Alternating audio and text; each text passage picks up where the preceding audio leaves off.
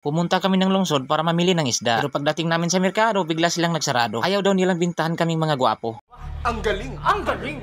Kaya kinagabihan, nagpunta na lang kami ng sapa para manguha ng isda na may paa. At nung tinuhog ko na, itsura pa lang, ulam na. Ang sakit naman talaga kapag natuhog ka. Mapasipat, mapatalon kung may bibig pa. Sumigaw na.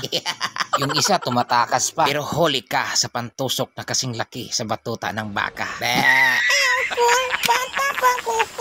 At yung saba di oy, wala ang tarong ngawat og kanding dire. Pare, parang uulan pare. Huwag ka naman magpre ng ganyan, dudulas yung sapa pare. Ay, siyang ingay nyo naman, hindi ko matusok. Ay, wag niyong bitawan.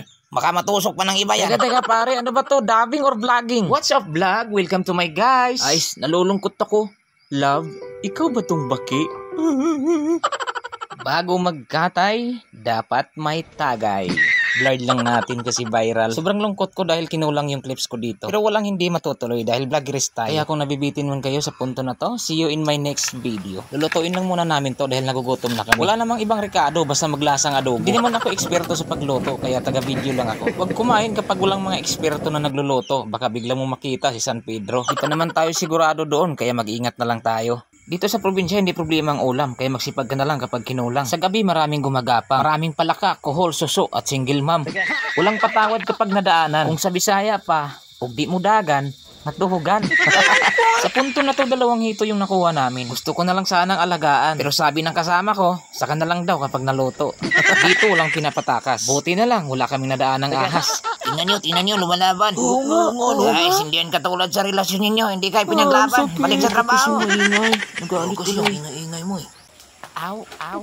Pinuno, magandang balita. Dala na yung baho ni Master. Yeah! Magaling. At ako'y nagutom na. At nandito na rin po yung iaalay. What's up vlog? Welcome to my guys. Nandito tayo ngayon sa serye sa Cooking Amanyo. Hangin ang puhunan mo para maluto ang hapunan nyo. Kailangan dito mabilis ka. Dahil mabilis lang madurog ang mga isda natin. Hindi mo na kailangan ng maraming sangkap. Tuyo, sibuyas at bawang. At siyempre may magic sarap. Uy, hindi ito sponsor bayaran nyo ako. Siyempre, hindi mawawala ang sili. Sabi nga nila, pampalakas, pampatigas, pampasarap sa kainan. At dito na nga namin dinahandahan. Baka kasi madurog, katulad ng relasyon ninyong sinimulan. Nilagay na namin lahat ng dala na sangkap. At siyempre, hindi mawala ang panghimagas namin na masarap na alak. Gusto nyo bang malaman? Hindi, wag na. Saka na lang pag nabayaran. Shoutout nga pala sa Tanduay. Dahil sa'yo, ang sikmura ako, naging matibay.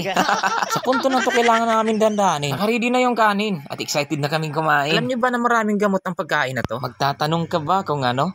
I-research mo na lang yan, buddy. Nagugutom na kasi ako.